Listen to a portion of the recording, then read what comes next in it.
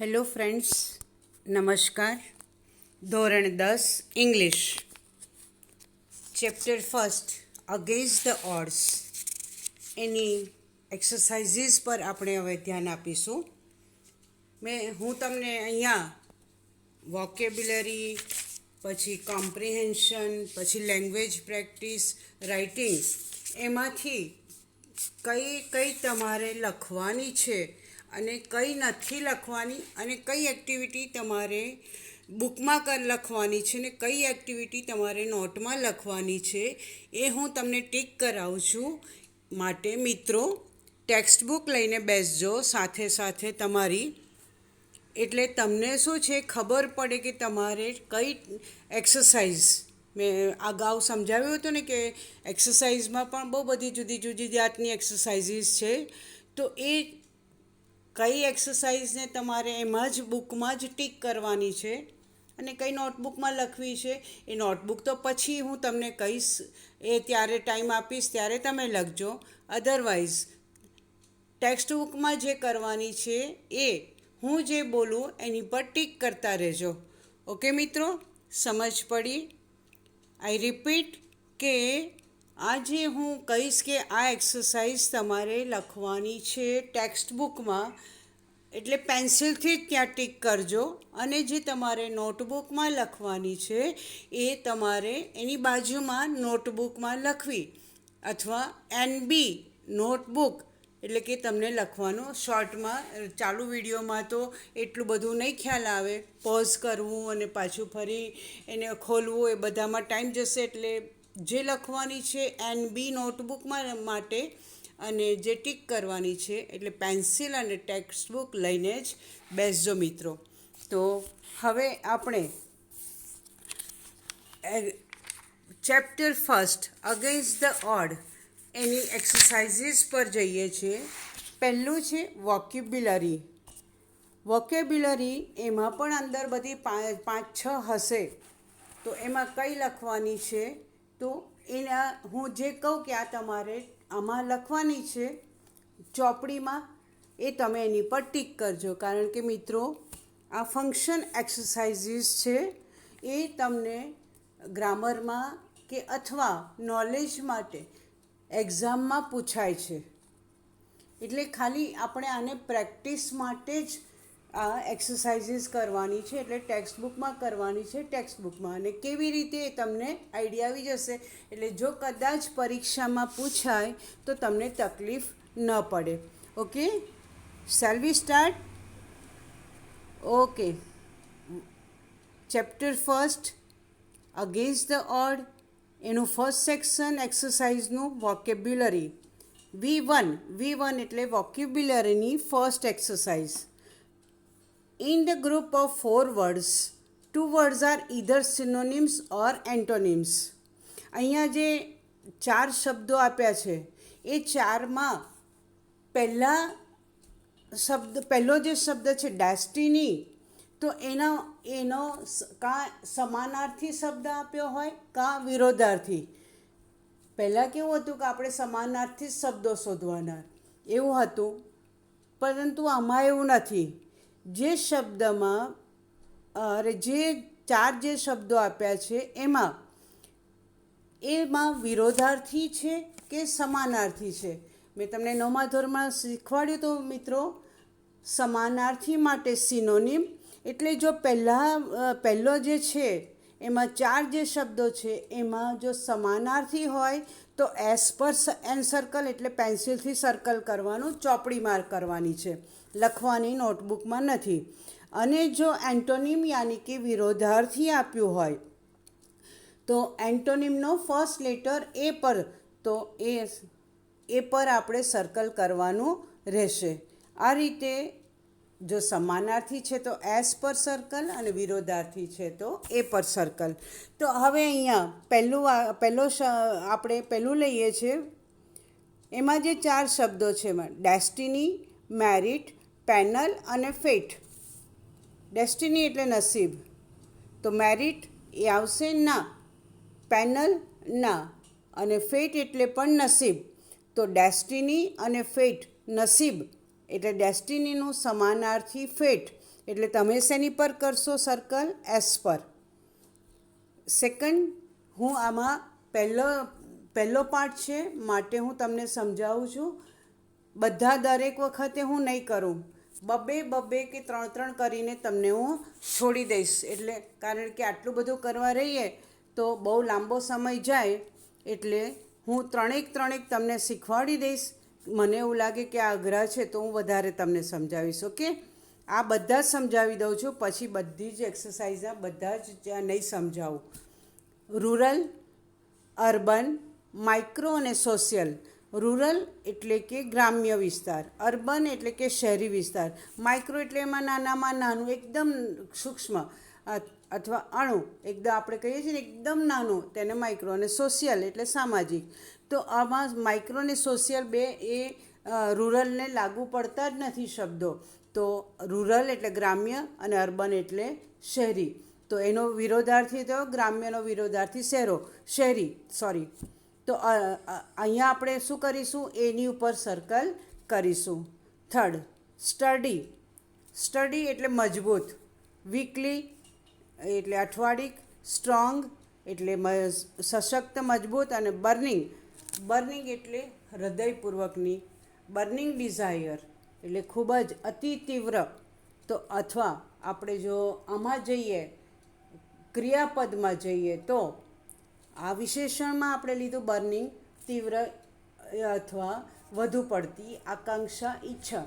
અને બર્નિંગ ક્રિયાપદમાં જઈએ તો સળગતું. તો અહીંયા ઘડી આમાં કયું બે મેચ થાય છે? સ્ટડી અને સ્ટ્રોંગ, બંનેનો અર્થ થાય છે મજબૂત. તો એસ પર સર્કલ કરીશું મિત્રો.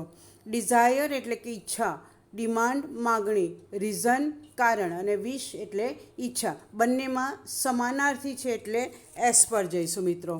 ચીપ સસ્તું, સોલર એટલે સૌર, કોસ્ટલી મોંઘું, સ્કોર્ચિંગ બળબડતું. એટલે ચીપ અને એનું ઓપોઝિટ કોસ્ટલી, એટલે એમાં એન્ટોનિમ થશે.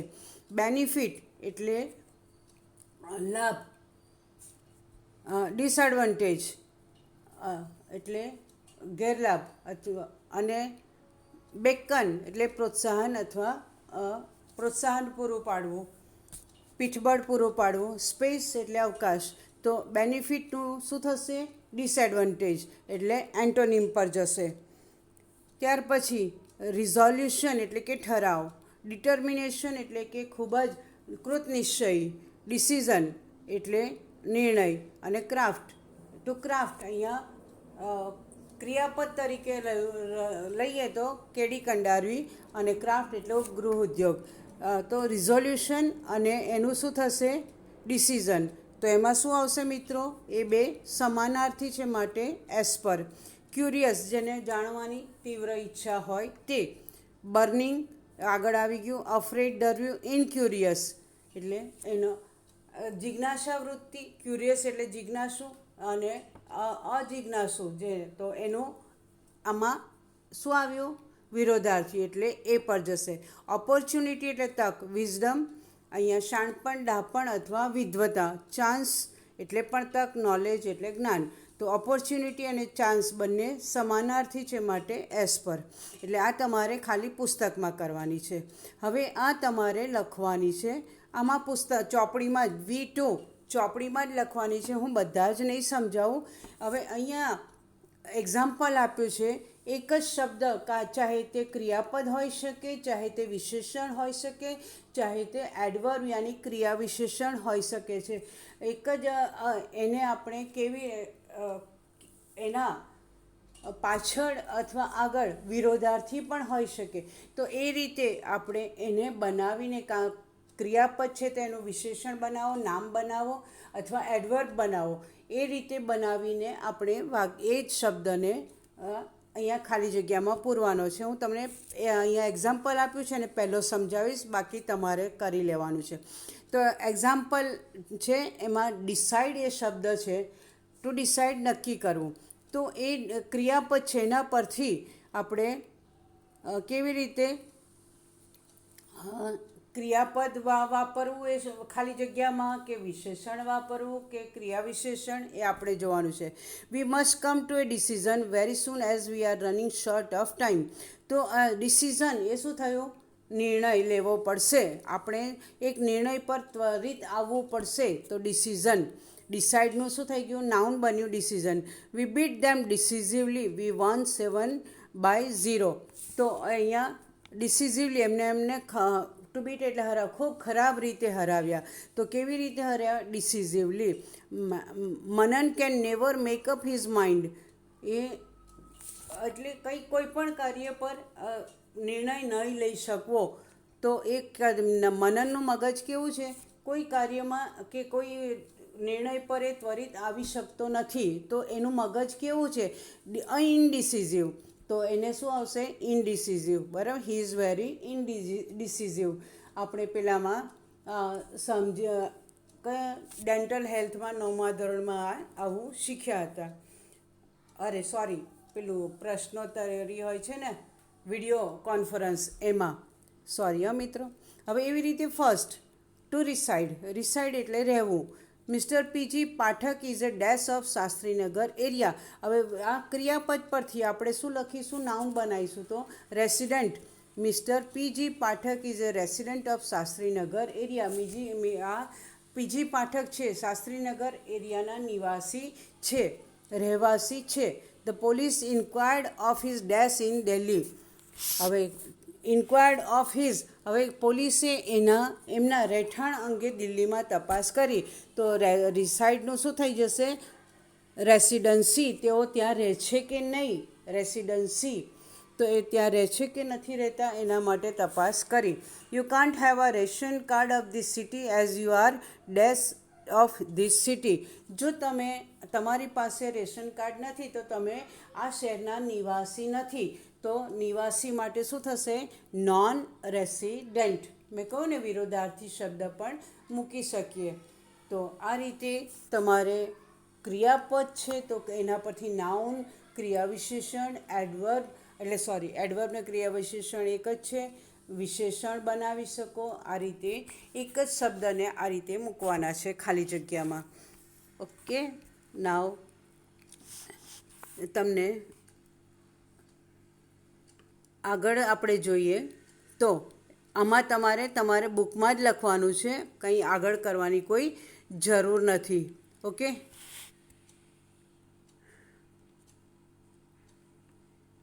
હવે અહીંયા તમારે આ જે છે, now make different forms of the words and use them in your own sentences. હવે આ તમારે કરવાની કોઈ જરૂર નથી. ઓકે. એમાં ને એમાં જ પાવર 4 નંબર 4 પછી ઉપર તમારે અહીંયા જે આપેલું છે એ જ એક્સરસાઇઝમાં, તો ઇન્ફોર્મ પરથી તમારે એ બીજા વાક્યો જાતે બનાવી અને આ ક્રિયા વિશેષણ બનાવો અથવા નાઉન બનાવો કે વિશેષણ બનાવો. એક હું તમને સમજાવી દઉં, બાકી કોઈ તમારે કરવાની જરૂર નથી. તો ઇન્ફોર્મ, તો ઇન્ફોર્મમાં એટલે જાણ કરવી અથવા માહિતી આપવી. Do you have any information about the exam dates? તમારી પાસે પરીક્ષા અંગેની કોઈ જાણકારી છે? એટલે નાઉન થયું. There are very few informative channels on TV. Informative એટલે કે આપણને જ્ઞાન પીરસે, માહિતી આપે, આપણને સારું શીખવે, જ્ઞાન પીરસે એવી ચેનલો ટીવી પર બહુ જ ઓછી છે. તો ત્યાં ઇન્ફોર્મેટિવ. અને inform. Have you informed your parents of the picnic? તમે તમારા પેરેન્ટ્સને પિકનિક અંગેની જાણ કરી, ભૂતકાળમાં લઈ ગયા. રાઈટ. એટલે આ રીતે બનાવવાનું. આ તમારે લખવાની કોઈ જરૂર નથી. નાવ V3 પર જઈએ આપણે. અને તમારે લખવું હોય, ઈચ્છા હોય તમારે તમારા નોલેજ માટે, તો આ ટેક્સ્ટ બુકમાં જ લખો. આપણે એમાં લખવાની કોઈ જરૂર નથી. Now complete the sentences selecting the proper word from the brackets. કૌંસમાં જે શબ્દ આપ્યા છે એ ખાલી જગ્યામાં કયો શબ્દ યોગ્ય ફિટ થાય છે એ આપણે શોધીને લખવાનું છે. First one is Arzoo wanted a job of an officer, so C dash for the job. હવે કૌંસમાં છે એપ્લાઇડ અને work.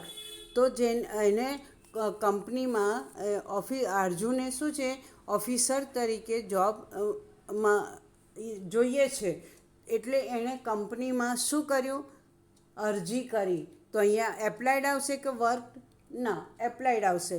So she applied for the job. Uh society dash ₹3,50,000 for relief fund. તો સોસાયટીએ 3.5 લાખ રૂપિયા આ રિલીફ ફંડ એટલે કોઈ જગ્યાએ દાનમાં કોઈ માનો કે દુર્ઘટના ઘટી તો ત્યાં એ લોકોને પૈસા એ જ્યાં દુર્ઘટના થઈ ત્યાં એમને આપવા માટેનું ભંડોળ એકત્ર કર્યું. તો પુલ્ડ ઇન કે ગેવ, ત્યાં આવશે પુલ્ડ ઇન.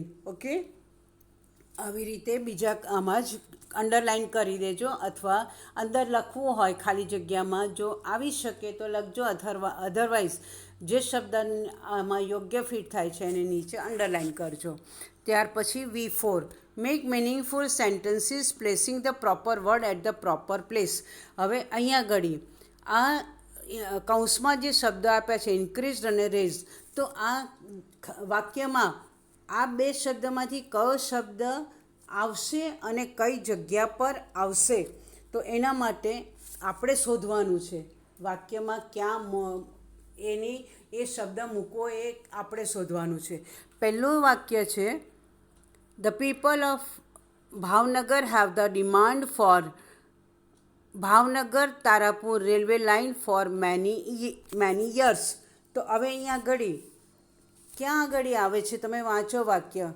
ભાવનગરના લોકોએ ભાવનગરથી તારાપુર રેલવે લાઇન માટેની માગણી રજૂ કરી.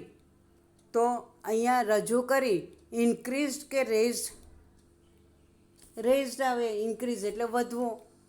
તો અહીંયા ક્યાં આવશે, તો the people of Bhavnagar have raise the demand for Bhavnagar Tarapur railway line for many years.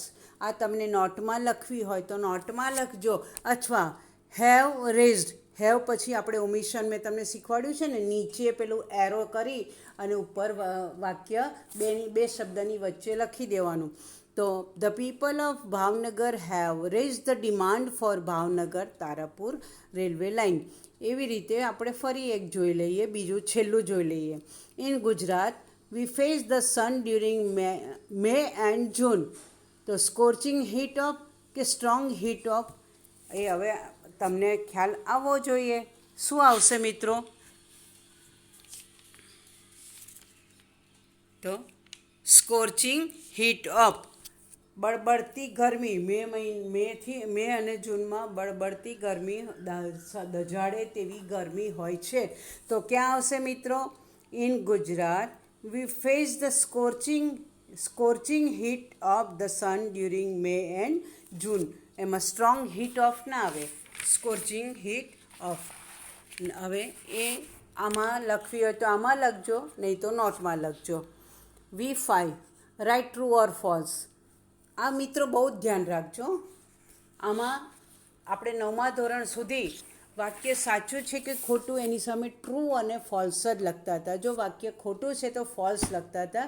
પણ તમે બરાબર સૂચના વાંચજો, કારણ કે દરેક વખતે મારે આ પ્રોબ્લેમ થાય છે જ. વિદ્યાર્થીઓ આ સૂચના વાંચતા નથી અને ખાલી ટ્રુ અને ફોલ્સ લખી અને છોડી દે છે. પણ તમે બરાબર ધ્યાન રાખજો કે write true or false. True માટે અહીંયા બ્રેકેટમાં જે બ્લોક આપ્યો છે એમાં તમારે ટ્રુનો ટી પણ આપણે નોટમાં લખવાની છે. એટલે અહીંયા વાક્યની સામે જો સાચું છે તો ટ્રુ અને ફોલ્સ છે તો શું લખ્યું છે? ઈ ફોલ્સ કરેક્ટ ધેમ. જો વાક્ય ખોટું છે તો તમારે તેને સુધારવાનું છે. માટે એ બહુ જ ધ્યાનથી સૂચના વાંચજો. આપણે ટ્રુ ફોલ્સ 9મા ધોરણ સુધી હતું અને હવે એ રીતે નહીં. જો ફોલ્સ છે તો એ વાક્યને સુધારવું પડશે. ઓકે, તો અહીંયા પહેલું એક્ઝામ્પલ આપ્યું છે. Sample is Arzoo won the election of the village. She was elected as a talati. તો એ તલાટી તો ગામમાં ના હોય, ગામના જે વડા છે, જેમ અહીંયા મેયર હોય, હા, તો ત્યાં સરપંચ હોય. કે જે આખા ગામનો વહીવટ કરતા હોય. તો આ વાક્ય તલાટી તો આવે, એટલે શું આવશે? ફોલ્સ. તો એની સામે આ વાક્યને આપણે લખી સામે ફોલ્સ લખવાનું અને ત્યાર પછી નીચે સુધારેલું વાક્ય ફરી લખવાનું અને આખું લખવાનું. પછી એવું નહીં કે she was elected as the sarpanch. Okay, Arzoo won the election of the village. She was elected as the સરપંચ.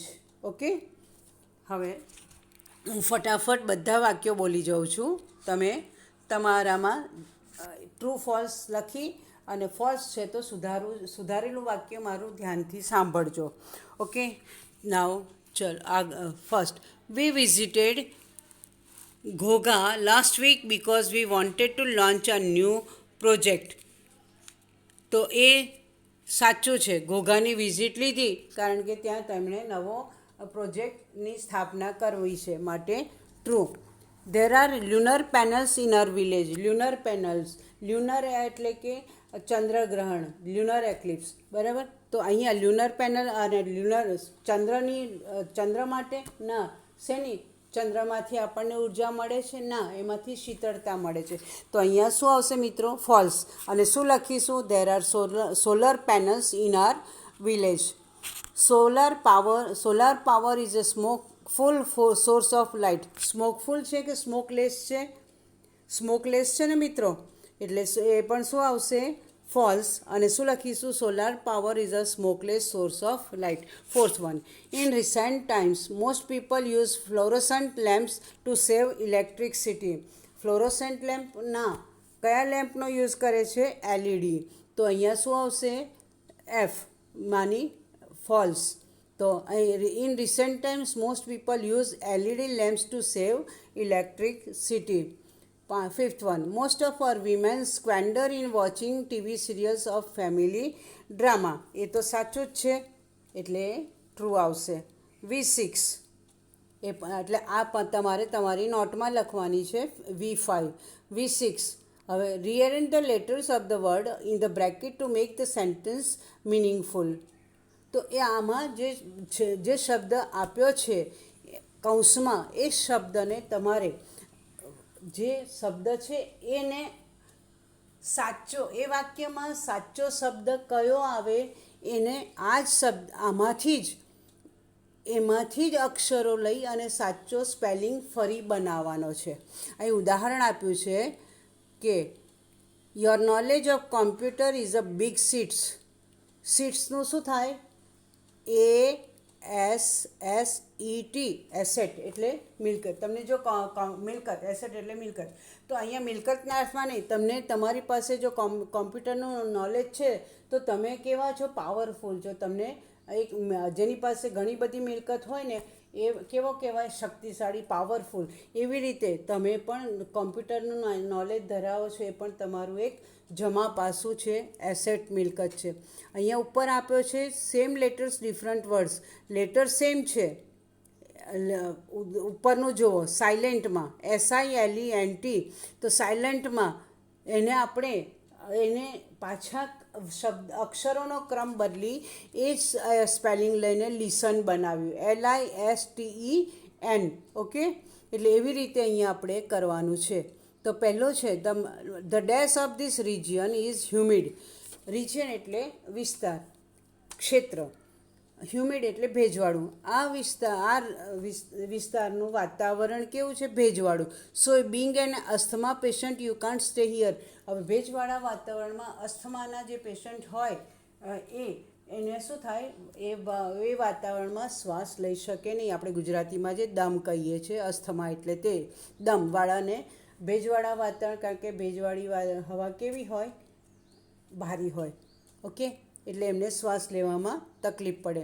તો મેટાલિકને આપણે આડાઅવડા ફરી શબ્દોને ગોઠવીને બનાવીશું. Climate, CLIMATE, climate. ઓકે. બીજો, doctor Batra's dash to Aastha for her choosing a career fruitful. Fruitful એટલે કે એ આમ કેવું? આજે મેં જે સેમિનાર એટેન્ડ કર્યો એ મારા માટે ફ્રૂટફુલ રહ્યો, એટલે કે મને એમાંથી ઘણો લાભ થયો, ફળદાયી, ફ્રૂટફુલ એટલે ફળદાયી, પણ એટલે જેમાંથી આપણને લાભ મળે તે ફ્રૂટફુલ. તો mister Batra's dash to Aastha for her choosing a career. તો મિસ્ટર બત્રાએ જે એને સલાહ આપી તો એ એના માટે કેવી ફળદાયી રહી, એમની સલાહ એના આસ્થાને ફળદાયી રહી. તો આપણે અહીંયા આગળ અનક્લોઝને શું લખીશું? કાઉન્સિલ. ટુ કાઉન્સિલ એટલે માર્ગદર્શન આપવું, COUNSEL. Okay, third, it was Dasratha's density that he would die when none of his sons was present there. હવે અહીંયા ડેન્સિટી એટલે ઘનતા. પાણીની કરતાં બરફની ઘનતા કેવી હોય છે? ઓછી હોય છે. તે કેવો ઉપર તરે છે, પાણીની ઉપર તરે છે. તેલ પાણીની ઉપર તરે છે કારણ કે ડેન્સિટી એની ઓછી છે અને પાણીની વધારે છે. હવે ડેન્સિટીને આપણે નસીબ, તો એમનું નસીબ કેવું હતું કે એમને જ્યારે તેમનું મૃત્યુ થશે ત્યારે એક પણ પુત્ર તેમનો ત્યાં હાજર નહીં હોય. તો એને ડેન્સિટીને આપણે શેમાં ફેરવીશું? નસીબ. તો ડેસ્ટિની આગળ આવી ગયો શબ્દ destiny, DESTINY, destiny. Fourth one, Mr. Khan is a dash of this society, so he must pay the maintenance charges. હવે જે સોસાયટીમાં આપણે રહેતા હોય ત્યાંના આપણે સભ્ય છે તો ત્યાંની મેન્ટેનન્સ ચાર્જ જે હોય મહિને 2000, 3000, 5-7 હજાર જે હોય એ આપણે ચૂકવવો પડે, કારણ કે સોસાયટીને સ્વચ્છ રાખવી છે, પાણી જોઈએ છે, તો બોરમાંથી પાણી, પછી લાઇટો, બધું એ બધા મેન્ટેનન્સ ખર્ચ જે સભ્યો હોય સોસાયટીમાં રહેતા માણસો ઘરમાં એમાંથી જ ખર્ચો નીકળે. તો એના માટે આપણે શું લખીશું? તો મિસ્ટર ખાન ઇઝ ઇન્સર્ટેડ, એના કરતાં શું લખીશું? રેસિડન્ટ એટલે કે રહેવાસી, નિવાસી. મિસ્ટર ખાન આ સોસાયટીના રહેવાસી છે માટે તેમણે મેન્ટેનન્સ ચાર્જ આપવો પડશે. તો રહેવાસી એના માટે રેસિડેન્ટ, RESIDENT. તો તમારે આ રીતે કરવાનું છે મિત્રો. હવે 5 અને 6 તમને રિસાઇડનું શું થશે મિત્રો? ડિઝાયર એટલે કે ઈચ્છા, અને ડિઝાઇન એનું signed, they have signed the contract. અને બિન્દ્રાસ desire to educate her daughter in English medium school. Okay, હવે 7મો આ પણ તમારે લખવાની છે. આમાં ને આમાં લખજો, નહીં તો નોટમાં લખજો. Select the proper word and fill in the gaps to make meaningful sentences. એ તો તમને આવડશે જ, એકાદ બે હું તમને સમજાવી દઈશું. Sudha Murty found that Hanumanthappa was a dash boy. કેવો હતો? આમાં contribute, brilliant, pulled in, dispute, finally, empowering, issue, lobbied, provide, formulate and poverty. આ બધા શબ્દો આપણને આવી ગયા. તો હનુમથપ્પા કેવો હતો? Was a brilliant boy, but unfortunately he was not able to study further because of his dash. પણ કમનસીબે તે આગળ ન ભણી શક્યો કારણ કે તે કેવો હતો? તો ગરીબ હતો. એના માટે ગરીબ માટે poverty. She wanted to dash in his study. તો એને શું કરવું? તો એ સુધામૂર્તિ જે છે એ એને ભણાવવા માગતા હતા, હોશિયાર હતો માટે. તો ત્યાં શું આવશે? આમાંથી કોન્ટ્રીબ્યુટ એ શબ્દ આવશે. She talk about this dash in her staff. આ સુધામૂર્તિએ આ હનુમથપ્પાને ભણાવવો છે એટલે એના માટે પૈસા તો ભેગા કરવા જોઈએ, તો એના માટે એણે સ્ટાફમાં વાતચીત કરી. તો એબાઉટ ધીસ ઇસ્યુ, આ મુદ્દે, આ ઇસ્યુ એટલે કે આ મુદ્દે તેણે એના સ્ટાફમાં વાત કરી.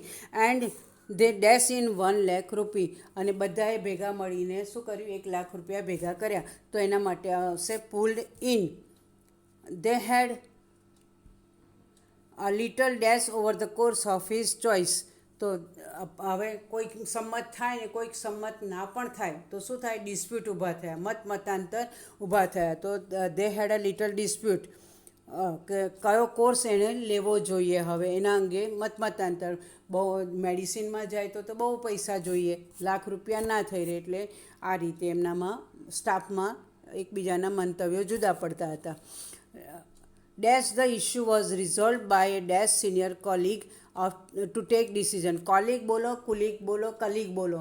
આપણે 3 કોલિગ અને કલીગ કે કુલિગ જે પણ બોલશો એક જ અર્થ છે, સ્પેલિંગ એક જ છે, આપણે ઉચ્ચાર દરેક વ્યક્તિએ જુદો થાય છે. મેં તમને પહેલાં 9મા ધોરણમાં સમજાવ્યું છે. તો સિનિયર કલીગ એટલે એમનાથી આગળ જે સાથી મેં એમના કલીગ એટલે સાથે કામ કરનાર, સહકાર્યકર. તો એમના જે સહકાર્યકરમાં જે સૌથી સિનિયર હતા એમની સલાહ લીધી અને એમના ઠરાવ મુજબ એમણે ડિસિઝન લીધું. તો પહેલી ખાલી જગ્યા, finally the issue was resolve by days.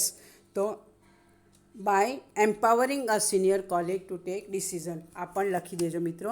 હવે આ જેમ આગળ આવી ગયું એ પ્રમાણે ટ્રુ અને ફોલ્સ આપણે કરવાનું છે. If false correct them. The government funded આ પણ લખવાની છે કારણ કે ટ્રુ ફોલ્સ પૂછાય જ છે. The government funded 21 lakh rupees to build the railway station. તો આપ્યું હતું? ના, નહોતું આપ્યું. ગવર્મેન્ટે આપ્યું હતું? નહોતું આપ્યું. એટલે ફોલ્સ. તો શું લખીશું? તો જાતે આપણે ગવર્મેન્ટે ના આપ્યું તો શું કર્યું? કોણે? તાજપુરના રહેવાસીઓ, એ લોકોએ આ પૈસા ભેગા કર્યા હતા. તો સુધારીને વાક્ય લખીશું, the people of the village pulled in 21 lakh rupees to build a railway station. Majority of people living in Tajnagar are businessman. ખોટું, કારણ કે કોણ હતા? ફાર્મર્સ. બિઝનેસમેનની જગ્યાએ farmers. Ranjitsinh is the sarpanch of Tajnagar. એટલે એ કયું છે? ફોલ્સ. રણજીત જે સરપંચ નહોતા તો કોણ હતા? એ રણજીતસિંહ ફોર્મર સરપંચ હતા. હાલના સરપંચ બીજા હતા. પછી as the electrician was given the job of a technician. એ તો સાચું છે. Out of 1000 members of the library 300 are women. False. અરે સોરી, 300, કારણ કે આપણે 1000 છે એમાંથી કેટલા ત્રીજો ભાગની સ્ત્રીઓ છે એટલે સાચું છે. The library arrange seminars to solve the family problems of women. Library arrange કરે છે? ના. તો વિમેન્સના પ્રોબ્લેમ માટે નહીં, પણ શું કરે છે? એ વર્કશોપ કરે છે. તો library arrange workshops in home economics, gardening, childcare, arts and to help women to manage family conflicts, legal disputes and professional problems. આ આખું આટલું લાંબુ વાક્ય લખવાનું જે આપણને પલક્કડ લાઇબ્રેરીમાં આપેલું છે. Now separate reading room for women was set up to give them safe space. તો ઇટ ઇઝ ટ્રુ. આ રીતે તમારે લખવાનું છે. હવે આમાં કયું ઓપ્શન સાચું છે? 1 2 હું તમને કહી દઉં છું, બાકી તમારી જાતે શોધી લેજો. આ પણ લખવાની છે. C1 C2. The wish of villagers was to. હવે આ ઓપ્શન જે આપ્યા છે એમાંથી collect fund for a railway station, renovate the railway station, પછી build a railway station, ask the authority for a railway station. તો વિલેજર્સની શું ઈચ્છા હતી? To build a railway station. પછી રેલવે ઓથોરિટીઝ રિફ્યુઝ આ રેલવે સ્ટેશન બિકોઝ ઓફ શું હતું? લેક ઓફ ફંડ એ. પછી what is the source of smokeless light? તો C solar power. Palakkad's library is unique for its. શેના માટે યુનિક છે? Women members. બીજે બધા આટલા બધા વિમેન મેમ્બર્સ હોતા નથી.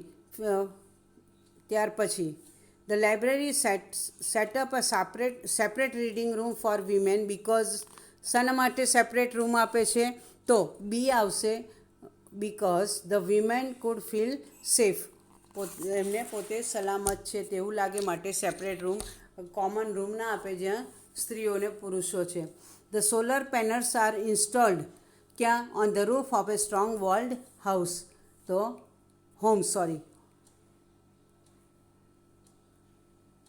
બી. ઓકે, એટલે આ પણ લખવાની છે. આમાં કરવી હોય તો ટીક કરી દેજો કે આમાં માની લો કે 6 છે તો બી પર ટીક કરી દેજો, અધરવાઇઝ લખી દેજો. પછી કરેક્ટ ધ ટેક્સ્ટ એ પણ લખવાનું છે. હવે અહીંયા ઘડી જે કૌંસમાં શબ્દો આપ્યા છે તો અહીંયા લિવિંગની જગ્યાએ શું આવશે? મર્ચન્ટની જગ્યાએ શું આવશે? Most of the 3000 people living in the villagers are merchants. બરાબર. હવે લિવિંગમાં તમને લિવિંગ એટલે રહેવું, અને આ LEAVING લિવિંગ. તો એમાં શું ફેર છે?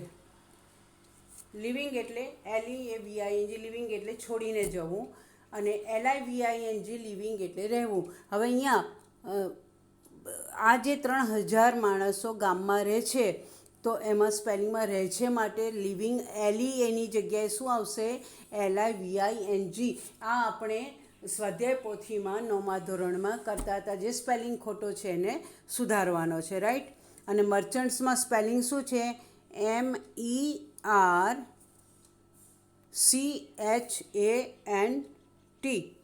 મર્ચન્ટ્સ. તો ત્યાંના એમાં સ્પેલિંગમાં ખોટું છે? ના, સ્પેલિંગ મર્ચન્ટનો સાચો છે. પણ એ ગામમાં રહેતા મર્ચન્ટ વેપારીઓ હતા? ના. કોણ હતા? તો આખો ને આખો શબ્દ મર્ચન્ટ્સની જગ્યાએ આપણે શું વાપરવાનું છે? ફાર્મર્સ. ઓકે, સમજી ગયા મિત્રો? તો એ રીતે તમે C3 પણ લખવાની છે. પછી C4 નથી લખવાની. એક વખત નજર નાખવી હોય તો નાખી દેજો, અધરવાઇઝ C4 5ની કોઈ જરૂર નથી, પરીક્ષાલક્ષી છે નહીં. પછી આ જે C6 છે, આન્સર ધીસ ક્વેશ્ચન્સ, એ પ્રશ્નોના જવાબ. અને એના પછીની C7 એ આપણે જે એક્ઝામ ઓરિએન્ટેડ, મેં તમને કહ્યું છે કે ડાયજેસ્ટમાં છે એક્ઝામ ઓરિએન્ટેડ જે એક્સરસાઇઝ લખવાની છે, એમાં મિત્રો આવી જ જાય છે.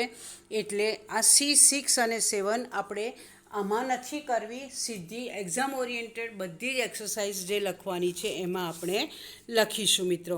તો અત્યાર સુધીની હવે આ પ્રમાણે. પછી 8મો, write short notes using the points given in the brackets. આ 3 જે શોર્ટ નોટ્સ યાની ટૂંક નોંધ તો હવે કોઈ પણ પૂછી શકે છે.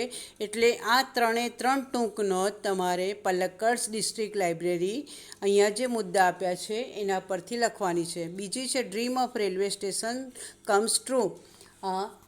પહેલાં તાજનગરવાસીઓનું રેલવે સ્ટેશન બાંધવાનું સ્વપ્ન પૂરું થયું તે વિશે.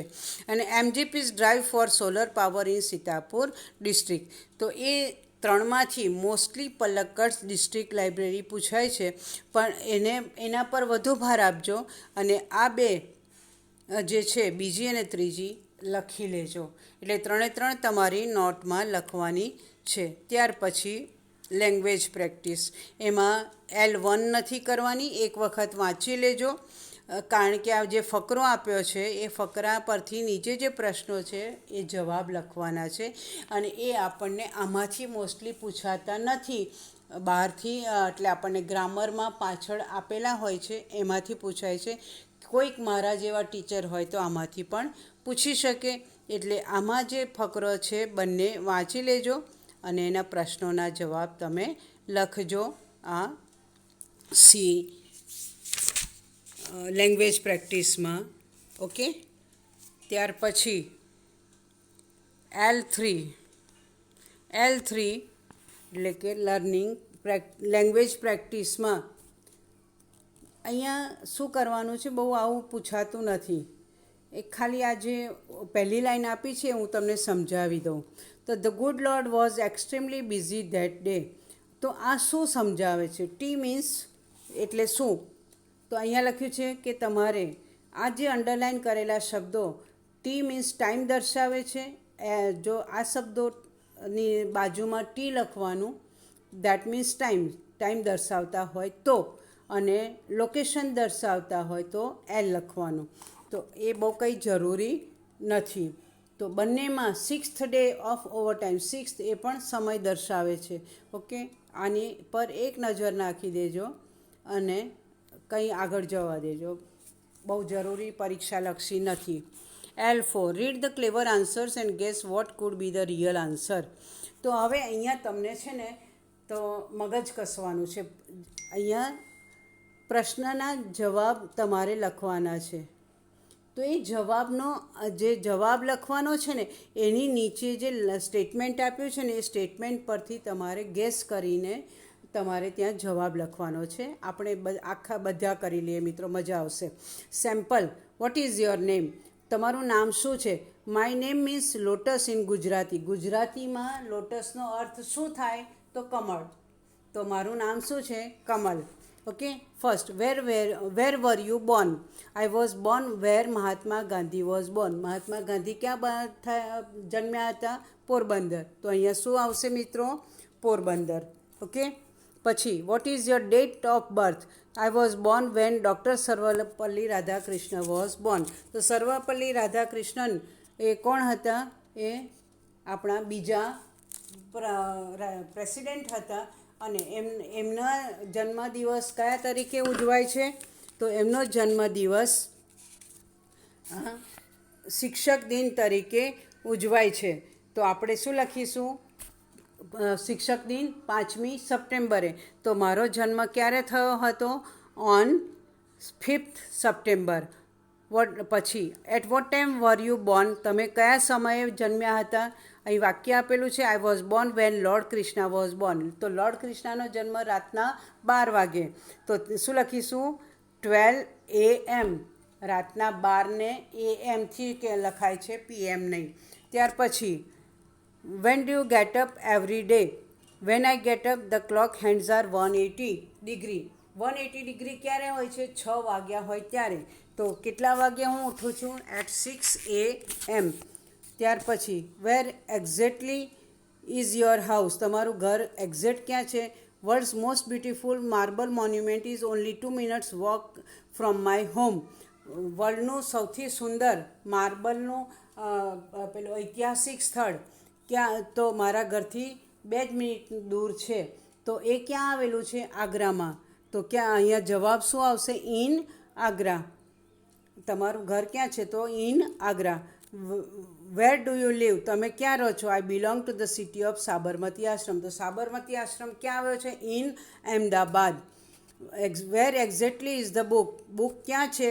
It is where I take my meals every day. હું જ્યાં દરરોજ જમવા બેસું છું ત્યાં. ક્યાં જમવા બેસીએ? Dining table. તો ઓન ડાઇનિંગ ટેબલ. પછી when do you learn photography? તમે ફોટોગ્રાફી ક્યારે શીખ્યા? I learn it once in a week when Bollywood movies are release. તો બોલિવૂડની મૂવીઝ ક્યારે રિલીઝ થાય છે? દર શુક્રવારે. તો શું લખીશું? On Friday. Where have you kept your TV? તમે તમારું ટીવી ક્યાં મૂક્યું છે? It is where I sleep every night. હું ત્યાં મૂક્યું જ્યાં હું દરરોજ સૂઈ જાઉં છું. ક્યાં સૂઈ જાય છે? In bedroom. Where is the photograph? I need to turn 180 degree to see it. Photograph ક્યાં છે? તો મારે એના માટે 180 ડિગ્રી પાછા ફરવું પડશે. તો એ ક્યાં આગળ આવશે? બિહાઇન્ડ મી. મારી પાછળ. 180 ડિગ્રી ફર્યા એટલે આખા ફરી ગયા, એટલે આખા ઊંધા ફર્યા. આખું અડધું પેલો વ્યાસ કહો છો ને એ. તો આખો વ્યાસ 360નો હોય. એક સાઈડે જમણી બાજુથી કે ડાબી બાજુ ફરો એટલે 180 ડિગ્રી થાય. એટલે બિહાઇન્ડ મી. મજાની છે ને એક્સરસાઇઝ મિત્રો? તો આમાં લખી દેજો. હવે એવી જ રીતે તમારે પ્રશ્નોત્તરી કરવાની છે. અહીંયા એક હું તમને સમજાવી દઉં. જવાબ આપેલો છે, પ્રશ્ન તમારે બનાવવાનો છે. તો જવાબમાં છે ઓન MG રોડ. તો અહીંયા ઘડી તમારે MG રોડ પર આવેલી છે. તો શું આવેલું છે? Where is your shop? તો ઓન MG રોડ. પછી ટાઈમ આપેલો છે એટ 12:30 PM. તો 12:30. When will you go to school? તમે ક્યારે સ્કૂલે જશો? ઓકે. આ રીતે પ્રશ્નો બનાવજો અને આમાં લખવાના છે, કોઈ જરૂર નથી. ઓકે.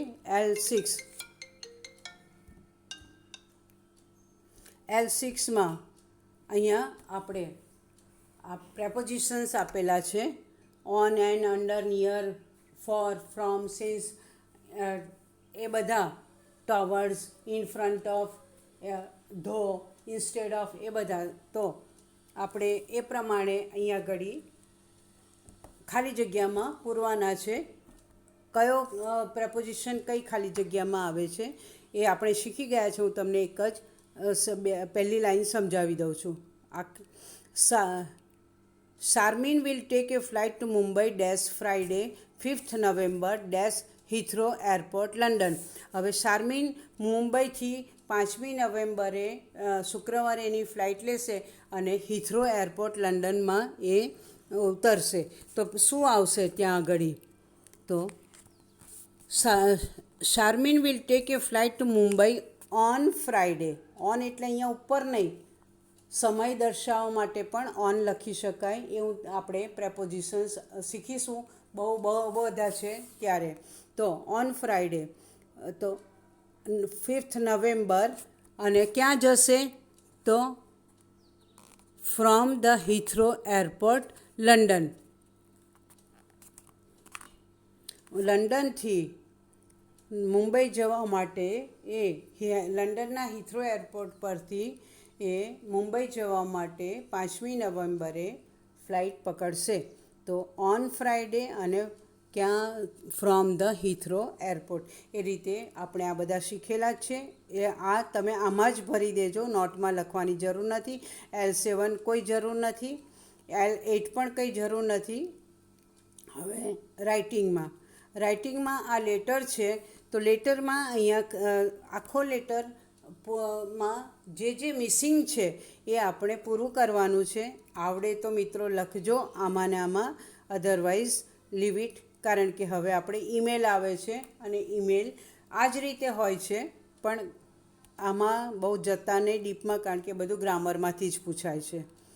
હવે study the information about the best village. આ છે ને તે ગામ સૌથી સારામાં ગામમાં જે સુવિધાઓ છે એ સુવિધાઓ સૌથી સારામાં સારી સુવિધાઓ વિશે આ નિબંધ લખવાનો છે. એ આ પોઈન્ટ્સ અહીંયા આપેલા છે, એના આવડે તો લખજો, otherwise no need to write. આ બધી કોઈ જરૂરી નથી. એટલે મિત્રો, હવે નેક્સ્ટ વિડીયોમાં આપણે